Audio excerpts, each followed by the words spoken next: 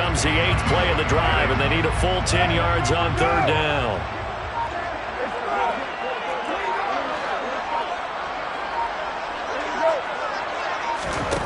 To throw, it's Carr. He's going to try and go deep again. Oh, that's into a double team, and it's intercepted. Picked off by Pat Surtain. And the Broncos are going to have it here just past the 25. But pretty much everything went their way offensively in the first half, but now an interception on the opening drive of the 3rd quarter. As we know, the key to everything here, don't get careless with the football. The problem is you've got to stay aggressive as well. So where's the line between being aggressive and attacking and being overly aggressive? I think they just crossed it on that one. Now the first play of the drive there is incomplete. Well, partner, they've certainly played up to their top 10 defensive ranking this week. They've stifled this opposing offense throughout this game. This contest is now lopsided because of their efforts, and there's still a quarter to go. They'll give it to Gordon out of the shotgun.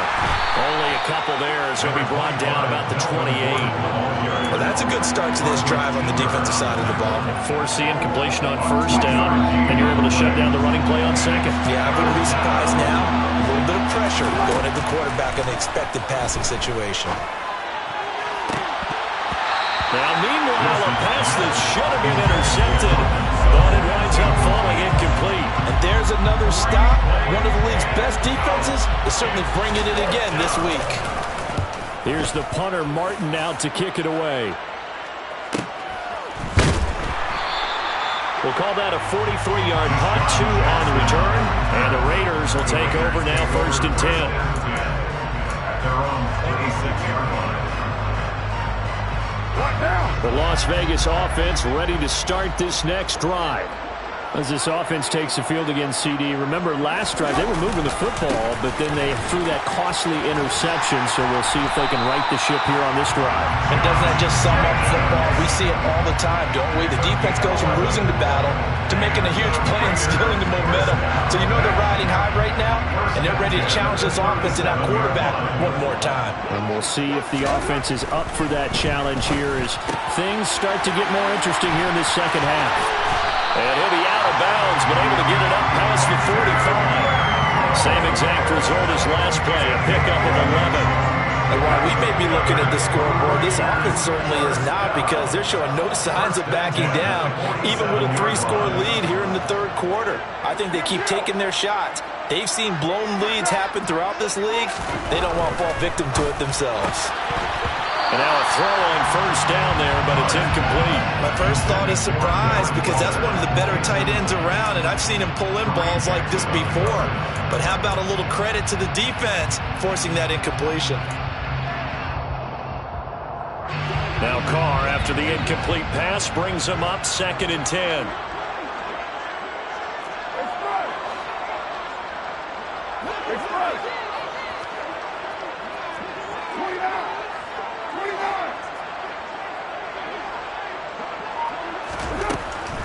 He'll drop to throw.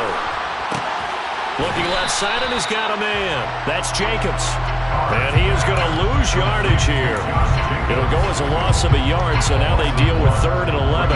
Heck of a play there to get to him quickly and get him down for a loss. I think they did a really nice job getting ready for this game, scouting, watching film, and understanding defensively what the play design was.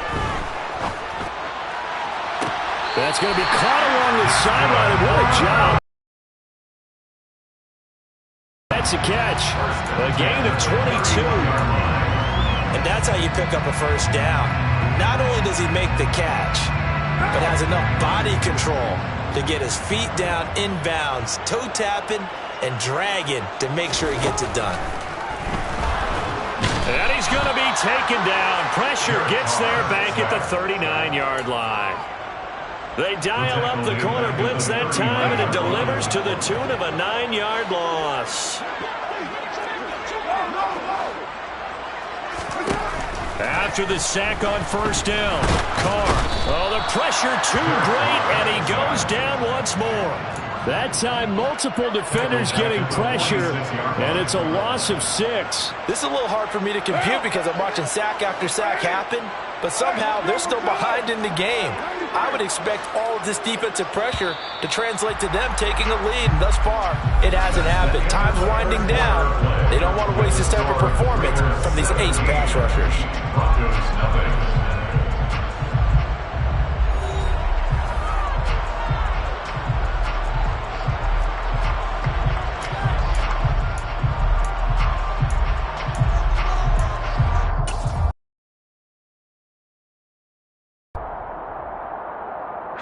The Raiders on third down. They've hit it 50%, 3 of 6 to this point. This will be 3rd and a mile.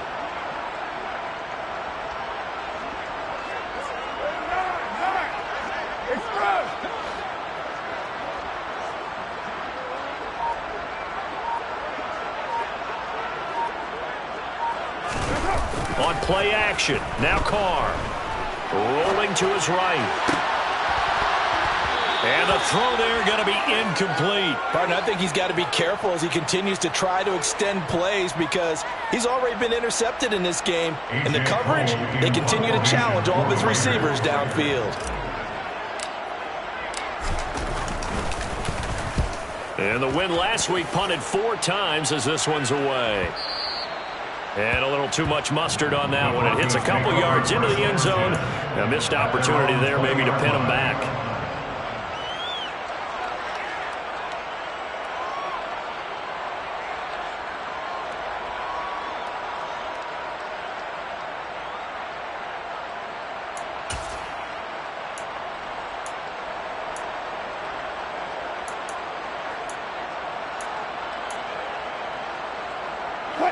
The Broncos onto the field, ready to start their next drive.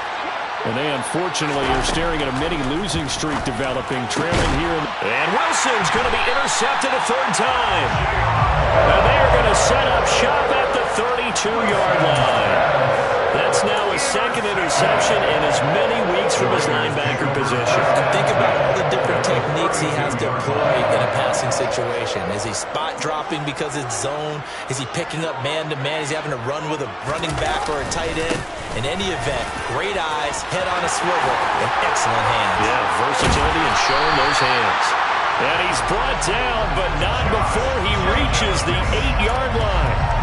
44 yards rushing for him now as he's run it 11 times. This offensive line starting to win up front. You win that battle in the trenches, you can kind of wear them down here late. So you bring in the second part to that equation, and that's the big running back, the big bruiser who can get more than what's blocked, break a few extra tackles and gain yardage.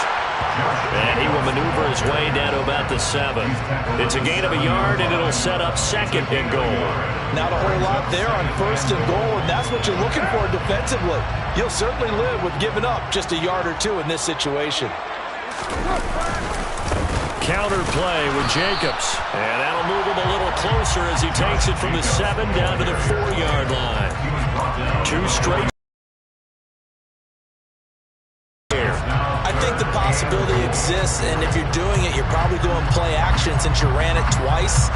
But I often think that 2nd down is a time you go play action and throw the ball. I say commit to the run and think about it being 4-down territory.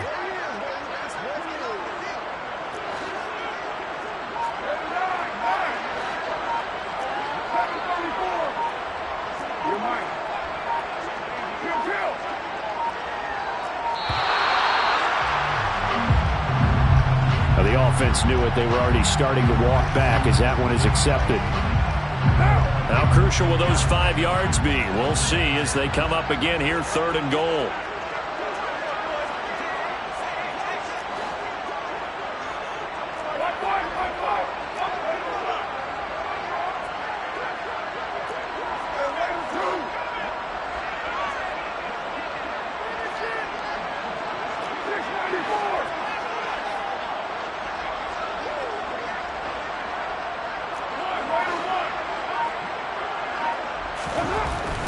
Carr going to throw. And this is going to be intercepted. Picked off by Kareem Jackson. And the Broncos are going to take over once again, and they'll have it at their own 8-yard line. Well, that interception at least offers them a glimmer of hope here in the fourth quarter. It certainly does if their offense goes out now and makes it pay off by getting into the end zone. And if it does, then they get a chance to get back out on the field and try and do it again. Maybe they can force that offense into more and more mistakes and give them a chance to get back into this one totally. Yeah, still a 3-score hill to climb. We'll see if they can do it. And they'll get him down up past the 15, just shy of the 20. Nice way to start the drive, a gain of 12 and a first down. Despite the score, despite the deficit, no quitting this guy. He's running angry, running through arm tackles. He wants to change what that scoreboard is saying. Now Wilson on first down. And he'll be taken down at the 20 after a gain of just 1. You got the big lead defensively. Willing to give him that underneath stuff, right? And this is why you work on your tackling. Tackle him after the catch, inbounds, keep the clock running. Just go ahead and bleed the game out that way. Throwing again on second down. Wilson. And he stopped right at the 25 after a gain of 5. One thing I think that's safe to say defensively, the tackling's been really good. And because of that, it's been very, very hard for them to move the ball because you're not getting the benefits of run after catch. You're tackling them almost on the spot. That means you have to run extra plays, harder to move. And he is not going to get the first down as they'll spot this at about the 28.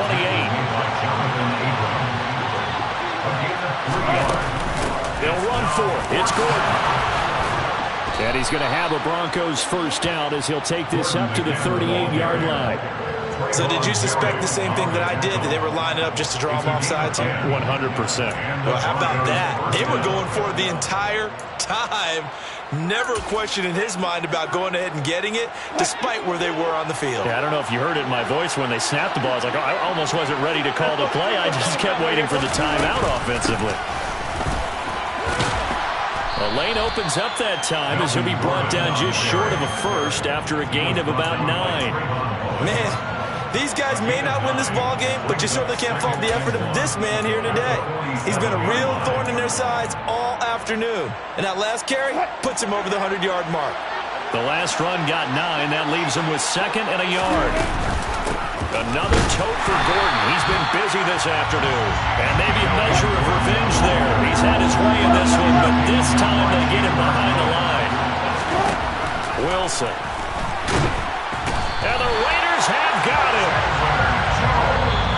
Chandler Jones in there to take him down on what will take us to the 2-minute warning.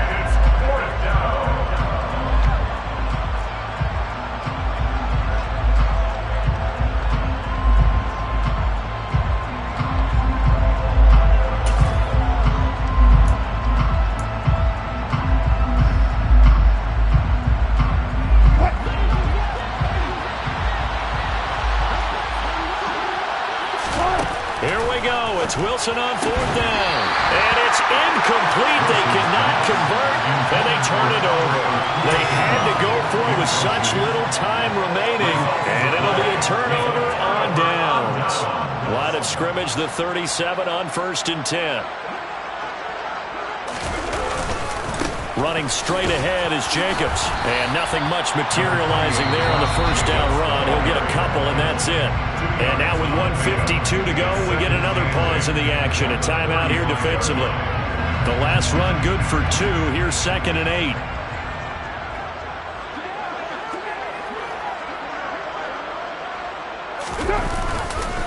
Once again, it's Jacobs. And he'll fight forward maybe to the line of scrimmage, but that's all. Now the Broncos going to use the second of their timeouts as they'll head to the sideline and talk over what to do next.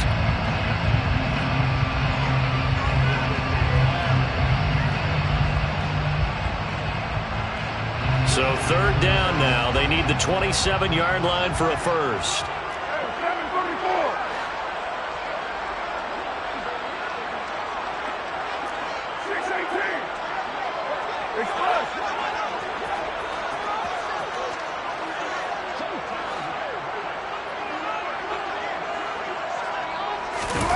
Carr with a play fake to Jacobs.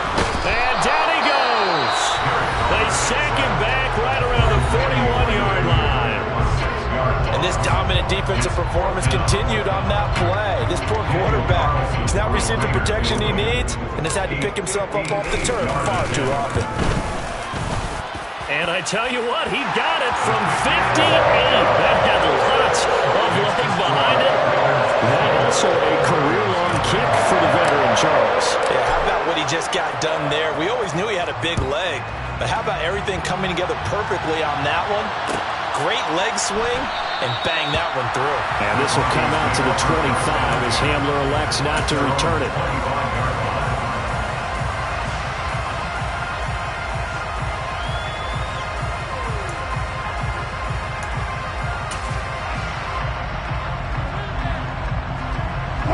The Broncos onto the field, ready to start their next drive. At this point, partner, things looking pretty bleak. They still haven't scored here in the fourth quarter, facing the big deficit. Silver linings, what can they look to do here offensively? You know, it's funny, I talked about this with a coach in the offseason and kind of had this scenario, like what feels good to you and what feels good to your team. You're down big. You really have like one possession left, and you try to put points on the board that don't matter. But do that? And he told me they actually do matter. And in this situation, he's going to try and run the best offense he can run, have at least a little bit of confidence to take away from that game. So right now, they're going to try their best to get something up on the board and not get shut out. And he's going to take this ahead for right around 3 yards, but no more than that. Second down. Yeah, I don't know if it's exactly a win-win, but if you're on offense, you'll take that kind of a run, all right? It was kind of stacked up, found a little bit of yardage, and frankly, they're pretty close to staying on schedule on offense. The playbook is still open for the coordinator. Man, 206 yards rushing for him now as his sensational afternoon continues. Gordon got to be a veteran component of one of the league's best backfields last year in Denver. Even splitting carries, he was just outside the league's top 10 with 918 yards. He also added 8 touchdowns his 6th straight year with at least that many. On 2nd and 9, Wilson. And he will find his man Sutton. That's complete. And he's going to have another first down as the tackle comes at the Raiders' 23.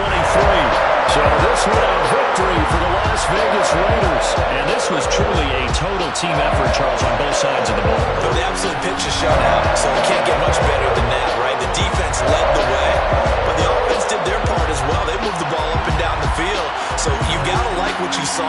What do they call that? A total team effort? I think when it's time to hand out game balls, guys from both sides will end up getting one. So for Las Vegas, they're on a nice early roll as they move to 3-1 with a win here. And they will hit the road next week to take on the Kansas City Chiefs. Meanwhile, for Denver, they'll drop down to 1-3. And they'll have a chance at redemption next week at home against the Indianapolis Colts.